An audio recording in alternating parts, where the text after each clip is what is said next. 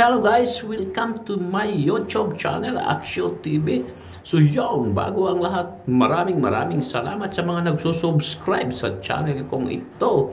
So yung iba po na hindi pa nakasubscribe, binanyayahan ko po kayo na tulungan nyo naman po ako i-subscribe ang channel ko bilang tulong niyo sa akin po. Maraming salamat, Aksyo TV po. So yun, diretso na tayo sa video at bibigyan natin ng reaction at komento ang mapapanood natin. Let's go!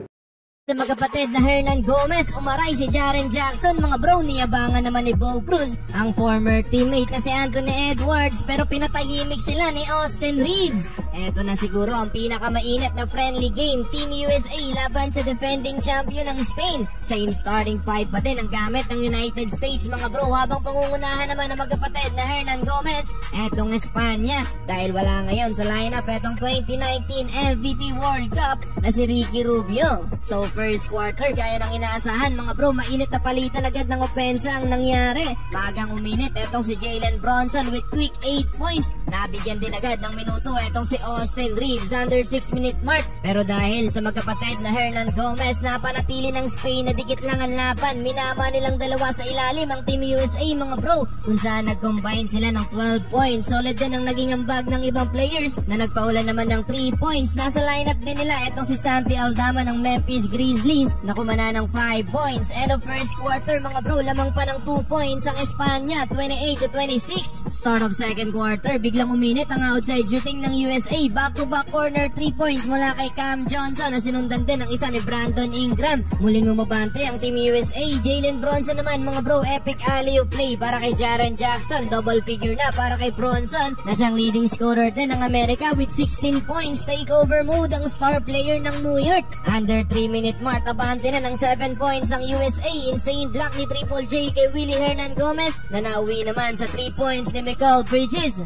Though sumagot sa kabila ng 3 etong si Bo Cruz mga bro na may napaka-smooth na release. Ang kapatid naman ito na si Willie gustong i-posterize si Jaren Jackson, pero yun nga lang, lumamang pa ng 10 ang Team USA mula sa back-to-back slam dunk nila Anthony Edwards at Austin Reeves. 55-45 mga bro, halftime. Third quarter, heto na ang pagbawi ng home team mga bro. 9 nating start para sa Espanya. Biglang nag-collapse ang depensa ng Team USA. Sunod-sunod din ang turnovers. Yung 10 points na lamang ng US mga bro, burado na under 3 minute mark. Buti nilang kahit papano nakasagot pa din ang United States led by Austin Reeves na meron ng 8 points sa third quarter. Pero yun nga lang, nagpahabol pa ng huling 3 points atong Spain mga bro, kung saan lamang lang ng isa etong USA 73-72. Well, fourth and final quarter, mukhang mas nag-relax na ang USA mga bro after ng collapse na nangyari sa third quarter. Pasok ang corner 3 points mula kay Austin Reeves. Nangyari pa yan sa harap mismo ng coach netong Spain.